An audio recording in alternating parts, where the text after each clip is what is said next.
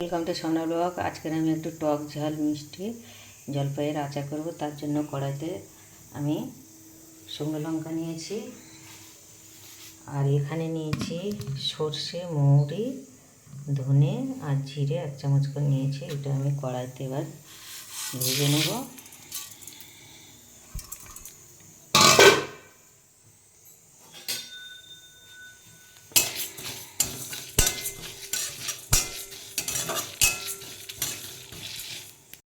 এখানে আমার ভাজা হয়ে গেছে, এবারে আমি এটা গুঁড়ো করে নেব।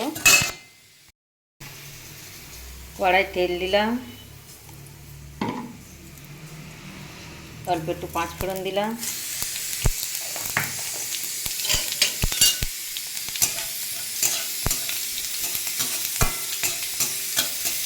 এবার আমি জলপাইটা দেব।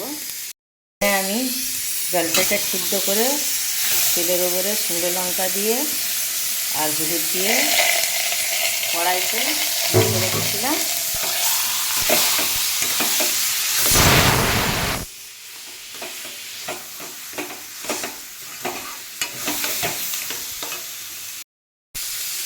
চিনি দিলাম,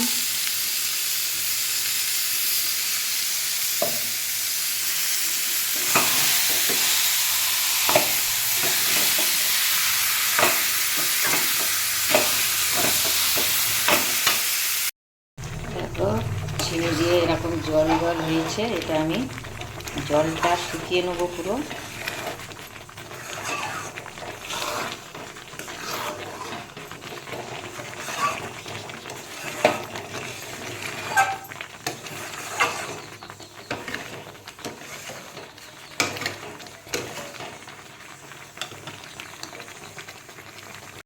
এখানে আমার জলটা শুকিয়ে গেছে, এবার আমি মশলাটা দেবো।